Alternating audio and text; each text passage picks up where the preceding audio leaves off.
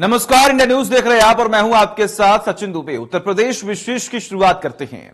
आज दुनिया भर में अंतर्राष्ट्रीय महिला दिवस मनाया जा रहा है। महिलाओं के लिए समर्पित यह दिन बहुत खास है। महिलाओं के सम्मान में ही हर साल इंटरनेशनल वुमेन्स डे बहुत ही धूमधाम के साथ मनाया जाता है। वुमेन्स डे पर जगह जगह कार्यक्रम के आयोजन किए जा रहे हैं। मुख्यमंत्री योगी आदित्यनाथ ने प्रदेश की नारी शक्ति को इस दिवस की बधाई दी है। आपके सामने टीवी स्क्रीन में 15 तस्वीरें हैं जहां धूमधाम से महिला दिवस पर कार्यक्रम का आयोजन किया गया और कार्यक्रम के जरिए महिलाओं को जागरूक किया गया।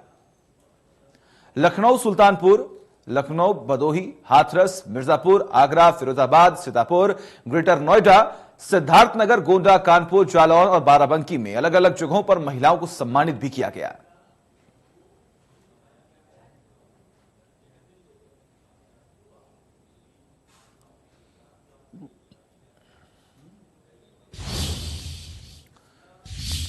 अंतर्राष्ट्रीय महिला दिवस के मौके पर सीएम योगी ने महिलाओं को पिंक बूथ की सौगात दी है। तो वही मिशन शक्ति के दूसरे चरण का आगाज हुआ। महिलाओं की सुरक्षा के लिए सेफ सिटी परियोजना के तहत पिंक बूथ समर्पित भी किया गया। पिंक बूथ में महिलाओं के लिए कई सुविधाएं उपलब्ध रहेंगी। देखिए एक खास रिपोर्ट।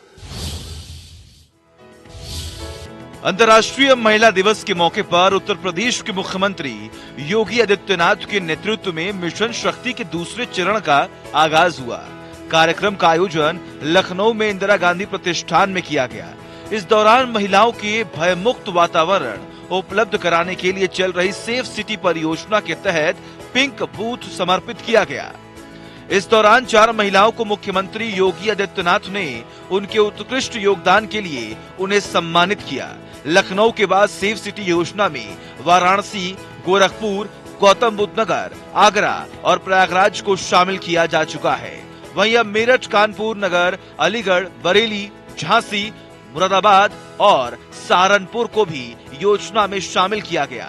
इस सेफ सिटी परियोजना में इंडियन बैंक की तरफ से अनुमोदित राशि 194 करोड़ में 60% बैंक की तरफ से तो वही राज्य सरकार की ओर से 40% दी जाती है। हम सबको अभी एक लंबी दूरी तय करनी है। मिशन शक्ति का हमारा जो ये चरण आज अंतर्राष्ट्रीय महिला दिवस के अवसर पर यहां पर हम लोग इसको आगे बढ़ा रहे हैं। एक लंबी दूरी तय करने के लिए न केवल सरकार अपने कार्य योजना के साथ आपके साथ जुड़ रही है, बल्कि समाज को भी और परिवार को भी इस दिशा में स्वयं संवेदनशील भी, सक्रिय भी और सचेत भी होना पड़ेगा।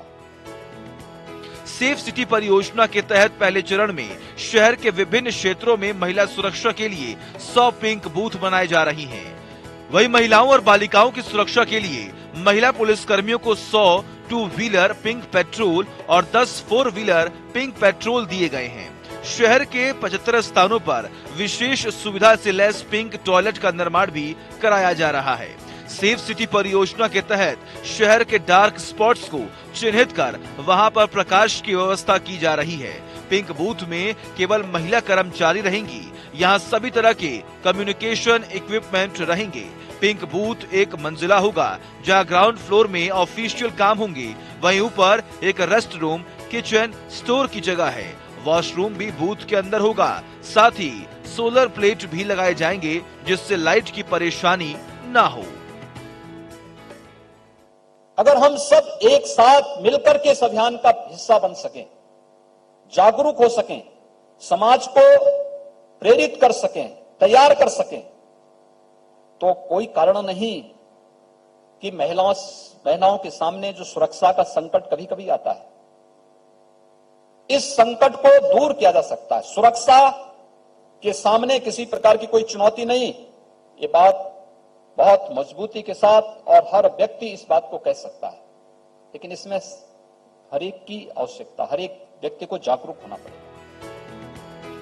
मुख्यमंत्री योगी आदित्यनाथ ने अंतर्राष्ट्रीय महिला दिवस पर महिलाओं को हार्दिक बधाई एवं शुभकामनाएं दी। महिला दिवस की पूर्व संध्या पर रविवार की शाम अपने बधाई संदेश में मुख्यमंत्री ने कहा कि देश और समाज की प्रगति के लिए विभिन्न क्षेत्रों में महिलाओं की समान भागीदारी आवश्यक है। Special report, news desk.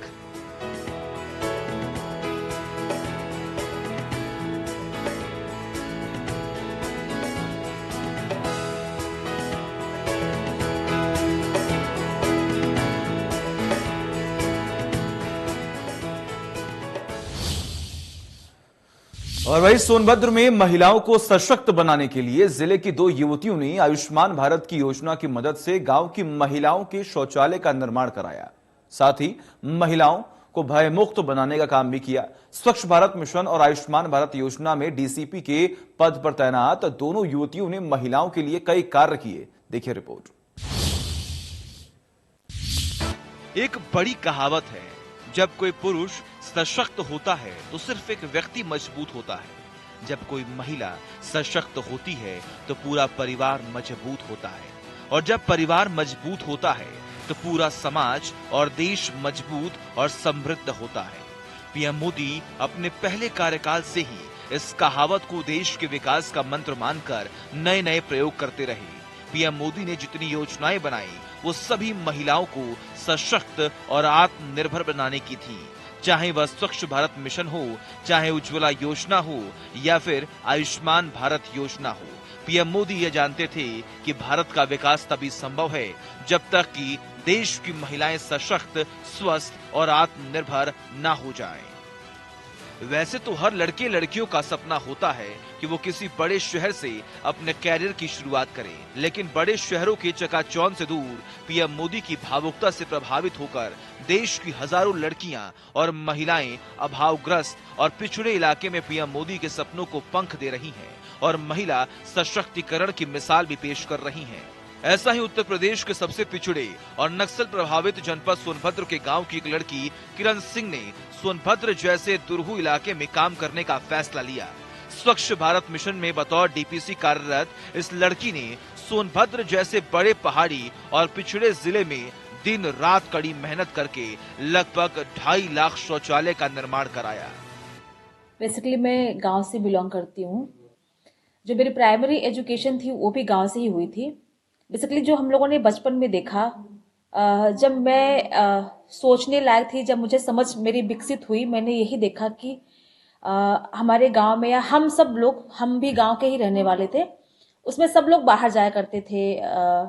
जो लड़कियां थी उनके एजुकेशन को लेकर के भी काफ़ी प्रॉब्लम होती थी। जिनके पास बहुत रेयर केस में शौचालय बने भी थे तो वो लोग उसका प्रयोग करना नहीं जानते थे। इवन हमारे घर में भी था, बहुत कम मात्रा में लोग जाया करते थे। फिर माननीय प्रधानमंत्री मोदी जी द्वारा स्वच्छ भारत मिशन अभियान चलाया गया। एक बार हमारे सामने ऐसी अपॉर्चुनिटी आई, मैंने फॉर्म फिल किया। फिर मैंने स्वच्छ भारत मिशन ग्रामीण योजना में सोनभद्र में बतौर जिला परियोजना समन्वयक के पद पर यहाँ पे मुझे काम करने को मौका मिला।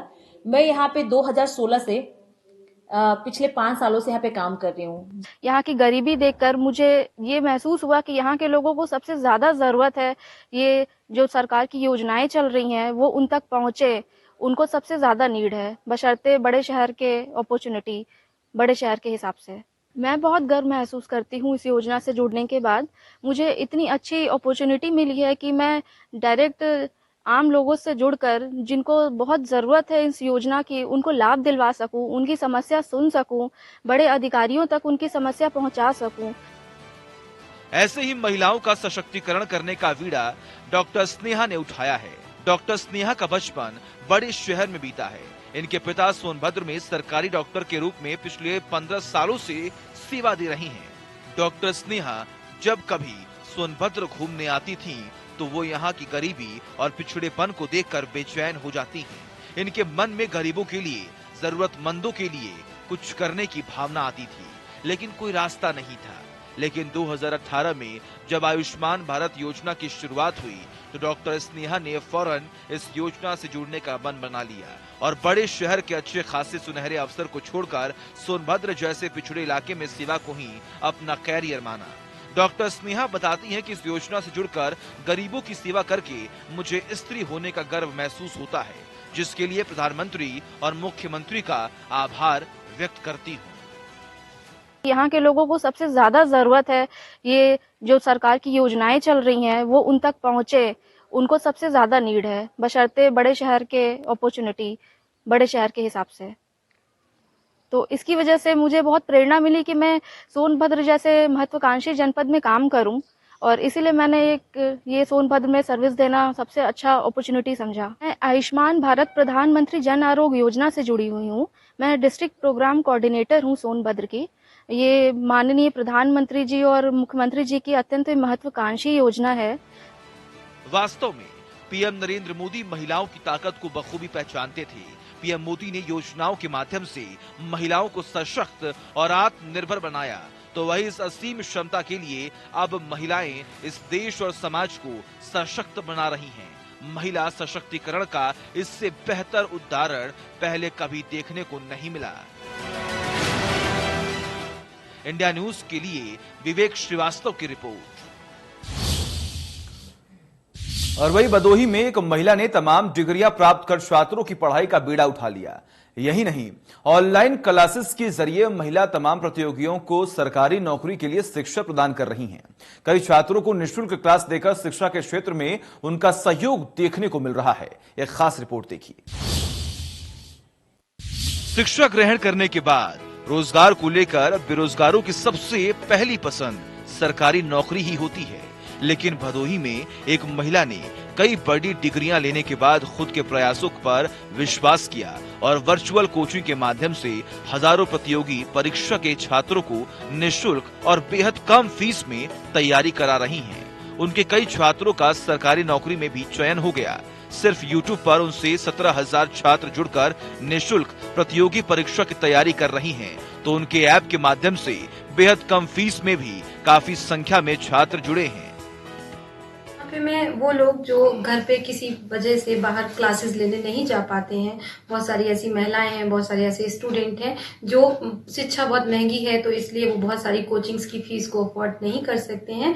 तो उन सब परेशानियों को समझते हुए मैं निःशुल्क कक्षाओं का प्रबंध करती हूँ जो ऑनलाइन माध्यम से संचालित होती हैं, जिसमें मेरा एप्लीकेशन भी है, वहां से भी देखते हैं बच्चे, और यूट्यूब से भी क्लासेस को डेली वो देख सकते हैं। इससे सबसे बड़ा फायदा ये होता है कि बच्चे के घर तक जो पहुंच है वो बहुत आसानी से हो जाती है। इस समय में जो कोरोना का समय आया तो ऑनलाइन शिक्षा बहुत अच्छा विकल्प बन के सामने आई है, तो ये घर घर तक पहुंच रही है और इससे बड़े पैमाने पे लोग लाभ भी उठा रहे हैं। टेक्नोलॉजी के दौर में खुद की मेहनत से अपनी पहचान बनाने वाली अलका जिला मुख्यालय पर रहती हैं और उन्होंने BSc इतिहास में MA, पब्लिक एडमिनिस्ट्रेशन में MA, B.Ed, MD, लॉ की डिग्री लेने के साथ साथ PhD भी कर रखी है। अलका बताती हैं कि उन्हें सरकारी नौकरी में भी सफलता मिली, लेकिन उन्हें लगा कि वो कुछ और भी अच्छा कर सकती हैं, जिससे अधिक लोगों की मदद हो सके। पहले तो उन्होंने कई प्रतिष्ठित वर्चुअल कोचिंग के माध्यम से प्रतियोगी परीक्षाओं के छात्रों को क्लास देना शुरू किया और खुद का एक YouTube चैनल बनाकर उस पर लगातार नेट, JRF, TGT, PGT के साथ अन्य प्रतियोगी परीक्षाओं से संबंधित कोचिंग क्लास चलाने लगी। तो धीरे धीरे YouTube पर उनसे 17,000 छात्र जुड़कर निःशुल्क क्लास लेने लगे। छात्रों के लाइव क्लासेस की डिमांड पर अलका ने खुद के कोचिंग ऐप के माध्यम से पढ़ाना शुरू किया और आज उनके साथ बड़ी संख्या में पेड छात्र भी जुड़कर तैयारी कर रही हैं। कि पारंपरिक जो सोच हुआ करती थी उसमें ये था कि बच्चा बस BA करता था, MA करता था और उसको बस कैसे भी सरकारी नौकरी चाहिए थी। तो पहले का जो ध्येय होता था कि बस जीवन में सरकारी नौकरी पाना ही एकमात्र लक्ष्य हुआ करता था। अब उस तरह की सोच में बहुत परिवर्तन आया है। मेरी सरकारी नौकरी लगी पर मैंने ज्वाइन नहीं किया, क्योंकि मेरे ऊपर एक बहुत बड़ी जिम्मेदारी है, क्योंकि मैं यहाँ बहुत सारे बच्चों को, मेरे पास बहुत बच्चे हैं जिनको मैं शिक्षित करती हूँ और उसका जो माध्यम है वो ऑनलाइन है। तो ये जो तरीका है पढ़ाने का बहुत नया है अपने आप में। शुरुआत में लोग इस तरह की चीजों पे भरोसा नहीं करते थे, पर धीरे धीरे जब बहुत ज्यादा सिलेक्शन हुए तो लोगों का भरोसा बढ़ा है। तो आज कैरियर के विकल्प के रूप में सिर्फ सरकारी ही नौकरी की प्राथमिकता नहीं रह गई है। आजकल लोगों की सोच में बदलाव आया है और वो तरह तरह के कई सारे कैरियर ऑप्शंस को देखने लगे हैं। मैंने बहुत सारी डिग्रियां ली, बहुत सारी पढ़ाई की। आज सिर्फ डिग्री के लिए शिक्षा लेना कोई विकल्प नहीं है। आप ऐसी शिक्षा लीजिए जो आपको रोजगार दे, क्योंकि बिना रोजगार परक शिक्षा का कोई महत्व नहीं है। खुद को आत्मनिर्भर बनाने के लिए उनका यह पूरा कोचिंग एक छोटे से कमरे में चलता है। यहाँ डिजिटल स्क्रीन और कंप्यूटर के माध्यम से अलका पूरे दिन अलग अलग क्लास लेती रहती हैं। अलका की अगली योजना है कि वो भदोही जिले के अधिक से अधिक छात्रों को शिक्षा के प्रति मोटिवेट करे। अलका के तमाम प्रयासों के बाद आज वो खुद पर निर्भर होकर उन्होंने PM मोदी और CM योगी के आत्मनिर्भर भारत के सपने को पूरा कर दिखाया है। इंडिया न्यूज के लिए अनंत पांडे की रिपोर्ट। और वही बरेली वासियों के लिए बेहद खुशी की बात है कि अब बरेली में विमान सेवाएं शुरू हो गई हैं। उड्डयन मंत्री नंद गोपाल नंदी, केंद्रीय मंत्री संतोष गंगवार ने बरेली हवाई अड्डे से हवाई सेवा का शुभारंभ किया। बरेली में दिल्ली से उड़कर विमान पहुंचा तो लोगों में बेहद खुशी देखने को मिली।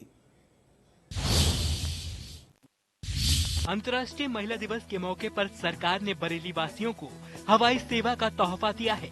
बरेली वासियों के लिए पल बेहद ही जश्न वाला रहा, क्योंकि बरेलियंस का वर्षों पुराना सपना सच हो गया है। बरेली एयरपोर्ट से उड़ान शुरू हो गई है। फिलहाल बरेली से दिल्ली के लिए हवाई सेवा की शुरुआत कर दी गई है। उड्डयन मंत्री नंद गोपाल नंदी और केंद्रीय मंत्री संतोष गंगवार ने बरेली हवाई अड्डे से हवाई सेवा का शुभारंभ किया। इस मौके पर बरेली के कई उद्योगपति, डॉक्टर और शहर के प्रतिष्ठित लोग गवाह बने। तो बरेली के लोगों के लिए बहुत अच्छा मौका है। बरेली के आसपास के लोग भी इसी एयरपोर्ट से सीधे हिंदुस्तान की राजधानी दिल्ली जा सकते हैं बहुत कम पैसों में, क्योंकि अगर वो बाय कार भी जाएंगे तो काफी पैसा उनको खर्च करना पड़ेगा, और अगर किसी और भी साधन से वो जाएंगे तब भी उनको काफी 1000 रुपए चुकाने पड़ेंगे। लेकिन मात्र 2000 रुपए में अब इस एयरपोर्ट से तमाम सारे युवा राजधानी दिल्ली जा सकते हैं। यहाँ पर एक युवा है, आपसे बात करेंगे। सर, थोड़ा हमारे इंडिया न्यूज के दर्शकों को बताइए कितना फायदा हो गया आप लोगों के लिए? सर, बहुत फायदा है हमारे बरेली शहर के लिए, और बहुत सौभाग्य पैदा हुआ बरेली शहर के अंदर जो आज हमारे लिए एयरपोर्ट बना है, और बहुत ही कम किराए में और बहुत ही कम उसमें टाइम में दिल्ली जाने का हमें बहुत बड़ा सौभाग्य प्राप्त हुआ है। पहले जब दिल्ली जाते थे तो कितना पैसा खर्च होता था, और अब आप प्लेन से जाएंगे तो पैसा और वक्त? सर, जैसे अगर हम अपनी पर्सनल गाड़ी से जा रहे तो लमसम हमें 4 से 5 हज़ार रुपये हमें पे आउट करना पड़ता था। जैसे गाड़ी का तेल है, ड्राइवर का खर्चा है, टोल्स हैं। आज हमें उन सब से बचत से ज़्यादा आज हमें कम से कम कीमत में आज हमें दिल्ली जाने का अवसर प्राप्त हो रहा है। दिल्ली में रिश्तेदारी है या काम के सिलसिले में जाते हो? और अभी जब एयरपोर्ट आपकी यहाँ बरेली में बन गया तो क्या तैयारियां की? कुछ टिकट विकेट बुक कराया? जी सर, यहाँ पर बरेली में टिकट हमने बुक करा के ऑनलाइन उन यहाँ के ट्रेन के लिए, और हमने यात्रा के लिए हमारे यहाँ रिश्तेदार भी हैं और हमारे हम कुछ काम के लिए भी आते रहते हैं, तो सर उसके लिए प्रति हमें यहाँ समय से जाना है। तमाम सारे युवाओं से हमारी बात हुई, तमाम सारी युवतियों से भी बात हुई है, कुछ बुजुर्ग महिलाओं से भी बात हुई है। उन्होंने हमको बताया कि इससे हमें बड़ा फायदा होगा। दिल्ली से आई अलायंस एयर की फ्लाइट ने बरेली एयरपोर्ट पर जैसे ही लैंडिंग की, वैसे ही एयरपोर्ट पर मौजूद लोग खुशी के मारे झूम उठे और इस ऐतिहासिक पल के गवाह बने। दिल्ली से पहुंची पहली महिला ने इंडिया न्यूज से बात करते हुए सीएम की जमकर तारीफ की। तो बरेली के लोगों का अब इंतजार खत्म हो गया है। एयरपोर्ट पर अभी जिस फ्लाइट से एक महिला उतरी हैं, उनसे बात करते हैं आज वो कितनी खुश हैं, क्योंकि बरेली के लोगों को तमाम सारे जो दिनों को खुशियों का इंतजार था, आज वो इंतजार अब खत्म हो गया है। आप मुझे बताएं, पहली बार जब एयरपोर्ट पर अपने जिले में आप प्लेन से यहाँ पर पहुंची तो कितना गर्व महसूस हो रहा है इंडिया न्यूज के दर्शकों को? मुझे अपनी सिटी में आने पे बहुत ज्यादा गर्व महसूस हो रहा है, क्योंकि मैं बाई रोड तो मेरा आना जाना रहता था, और मैं यहाँ फ्लाइट से पहली बार आई हूँ, और मेरा घर यहाँ पास में ही है, एयरपोर्ट के पास है, तो मुझे बहुत ज्यादा आसानी होगी आने जाने में दिल्ली, क्योंकि मेरा आना जाना दिल्ली में बहुत ज्यादा रहता है, तो मेरे लिए बहुत ज्यादा सुविधा होगी। और यहाँ शहर के लोगों के लिए भी बहुत आसानी है कि यहाँ फ्लाइट शुरू हो गई और बहुत अच्छा महसूस हो रहा है। और मुंबई को भी फ्लाइट शुरू होने वाली है, तो मैं मुंबई भी जाती हूँ, तो वहाँ काफी टाइम लगता था आने जाने में। कितनी देर लगी आपको दिल्ली से अपने शहर पहुँचने के लिए बरेली में? मुझे 45 मिनट लगे ओनली। दिल्ली से बरेली आने में केवल 45 मिनट लगे, और फ्लाइट उड़ने से और लैंड करने का पता भी नहीं चला, हम बैठते ही और पहुंच गए बरेली, तो बहुत अच्छा लग रहा है मुझे। जब इसकी बुनियाद रखी गई थी तब आपके मन में ये सपना होगा, आज ये साकार हो गया। कितनी महिलाएं आपके साथ आई थी प्लेन में? लगभग 8 से 10 महिलाएं आज हमारे साथ आई थी, और सब बहुत खुश थी। वहाँ पे हमारा बहुत जोर शोर से स्वागत किया गया था, और सब बहुत ही ज्यादा गर्व महसूस कर रहे हैं। बरेली एयरपोर्ट पर इस ऐतिहासिक पल के मौके पर यूपी सरकार के नागरिक उड्डयन मंत्री नंदी ने दिल्ली से फ्लाइट से आने वाले लोगों का गुलाब का फूल देकर स्वागत किया। उत्तर प्रदेश का बरेली एयरपोर्ट 8वां एयरपोर्ट बन गया है। नागरिक उड्डयन मंत्री नंदी ने कहा कि जबकि इंडिगो ने हमसे संपर्क किया है कि जल्द ही बरेली से मुंबई और बेंगलोर के लिए फ्लाइट शुरू होगी। तो बरेली के एयरपोर्ट पर सीधी तस्वीरें हम आपको दिखा रहे हैं कि किस तरह से महिला दिवस के मौके पर आज यहाँ पर उन खिलाड़ियों को सम्मानित किया जा रहा है। आप देखिए किस तरह से इनको सम्मानित किया जा रहा है। माननीय मंत्री जी के द्वारा ये सम्मानित किया जा रहा है और सुबह से ही ये स्टूडेंट्स, ये खिलाड़ी यहाँ पर बैठे हुए थे और अब इनको सम्मानित किया जा रहा है। यहाँ पर 3 तस्वीरें आप देख सकते हैं। एक तरफ मंत्री हैं, दूसरी तरफ यहाँ पर एक संस्था जो इनको सम्मानित कर रही है और यह जिला ओलंपिक संघ के द्वारा इनको सम्मानित किया जा रहा है। ये कई खिलाड़ी हैं, सुबह से इंतजार कर रही थी और ये यहाँ पर पहुंची हैं और आज जिस तरह से आपको सम्मान मिला है, कुछ कहना चाहिए? सही है, बहुत खुशी की बात है कि लड़कियों को इतना सम्मानित किया जाता है, प्रोत्साहन किया जाता है लड़कियों के लिए। माननीय मंत्री जी, आज आपने तमाम महिलाओं को सम्मानित किया है, अभी बेटियों को सम्मानित किया है जिन्होंने कई देशों में। देखिए, आज अंतर्राष्ट्रीय महिला दिवस के अवसर पर हम सब के लिए बड़ी खुशी की बात है कि आज जो फ्लाइट आई है उसमें चाहे क्रू मेंबर हों, चाहे उसकी इंजीनियर हों देख रेख करने वाले, चाहे उस फ्लाइट को उड़ाने वाले कैप्टन, सब महिलाएं हैं। अभी हैंडबॉल प्रतियोगिता में जो बच्चे पुरस्कृत हुए हैं उनको भी मेरी बधाई है। माननीय मुख्यमंत्री जी ने मिशन शक्ति, सुमंगला योजना, ऐसी तमाम योजनाएं हैं जो प्रदेश की बेटियों को समर्पित है। माननीय प्रधानमंत्री जी ने बेटी पढ़ाओ बेटी बचाओ जो नारा दिया है, सिर्फ नहीं ये नारा, ये है उद्देश्य हमारा और आज धरातल पर दिखाई दे रहा है। अभी यही बेटियां खेलने जा रही हैं, इनके लिए कुछ शुभकामनाएं। हिंदुस्तान के कई देशों में इन्होंने खेला है, जबरदस्त परफॉर्मेंस इन्होंने दिया है। देखिए, ये सब बहुत ही प्रेरणादायी है। अभी 2 बेटियां यहाँ पर थी जिनके पापा मजदूरी करते हैं, लेबर हैं, ईटा गारा या बिल्डिंग बनाने का काम करते हैं।